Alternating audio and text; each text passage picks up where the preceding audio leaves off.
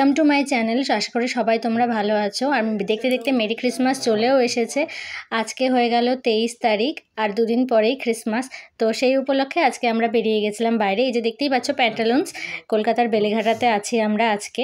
তো আমি তো কয়েকদিন ধরে বেলেঘাটাতেই আছি, তো সেই রাস্তা দিয়ে যেতে যেতেই রাস্তা দিয়ে যাচ্ছি।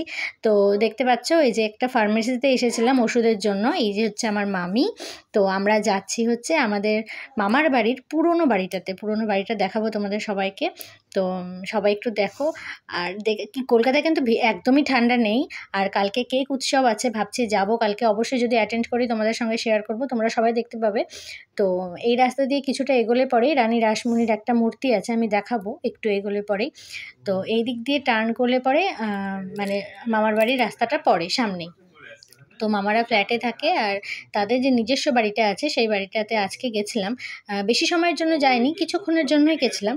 তো যাওয়ার পরে একটু ভিডিওটা করে নিলাম আর কি তোমাদের সাথে শেয়ার করার জন্য। এই যে দেখতে পাচ্ছ রানী রাসমণির মূর্তিটা, এইটা হচ্ছে পুরনো বাড়িটা। এই যে দেখতে পাচ্ছ, এই যে আমার হাজব্যান্ড ঢুকছে, তুনা যাচ্ছে। তো এটা হচ্ছে পুরনো বাড়িটা, মানে ওর ছোটোবেলাটা এই মামার বাড়িতেই কেটেছে। বলতে ভুলে গেছি আমি ভিডিওতে, আমি যেখানে আছি এটা হচ্ছে তুনার মামার বাড়ি। তো এই যে দেখুন এখানে লেখা আছে, এই যে নন্দলাল চক্রবর্তী, তুনার দাদুর নাম নন্দলাল চক্রবর্তী ছিল। তো এটা হচ্ছে ওনাদের পুরনো বাড়ির ভিটে যেটাকে বলে আর কি। এখানে ওই আত্মীয়দের সঙ্গে একটু দেখা করতে এসেছিলাম। তো সবার সঙ্গে দেখা সাক্ষাৎ করে নিয়ে আবার আমি চলে গেছি কলকাতার বেলেঘাটাতে যে স্ট্রিট ফুডগুলো হয় সেইখানে। আর সেখানে গিয়েই পেয়ে গেছি গরম গরম সেই আবার কালকের আমার সবচেয়ে ফেভারিট ফিশ ফ্রাই।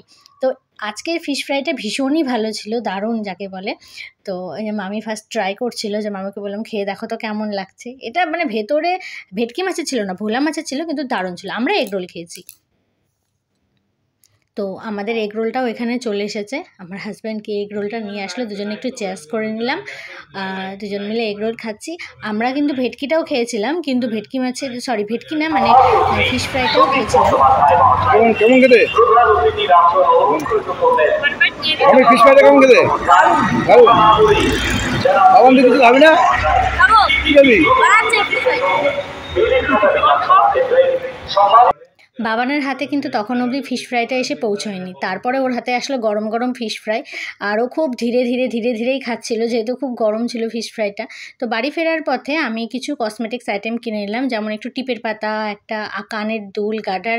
এই যে কানের দুলটা সেফটি পিন কানের যেটাকে বলে, এটা কিনেছিলাম। তো মানে আমার বেশ পছন্দ হলো আর কি। আমার আছে একটা, কিন্তু তাও পছন্দ হলো, নিয়ে নিলাম। বুঝতেই পারছি একটু বাইরে আসলে একটু শপিং না করলে হয়।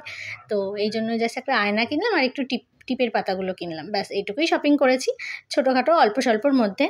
আর আমি জানি আমার ভিডিওগুলো আসতে দেরি হচ্ছে, কিন্তু প্লিজ তোমরা সবাই আমার ভিডিওটাকে সাবস্ক্রাইব করো, পছন্দ করো, লাইক করো, আর আমাকে সামনের দিকে এগিয়ে নিয়ে যেতে। এখানে এইভাবে শেষ হলো আর কি।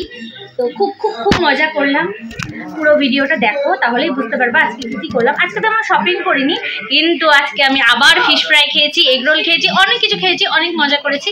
তো আমার পুরো ভিডিওটা দেখো, সবার কেমন লাগছে অবশ্যই জানিও। আর সামনে তো বড়দিন আসছে, তো সবাইকে আগের থেকেই জানিয়ে রাখি হ্যাপি ক্রিসমাস, মেরি ক্রিসমাস। সবাই খুব ভালো থেকো, আমার ভিডিওটাকে বেশি করে লাইক করো, শেয়ার করো, কমেন্ট করো। আর আপাতত সবাইকে জানাই গুড নাইট, সবাই ভালো থেকো, টাটা।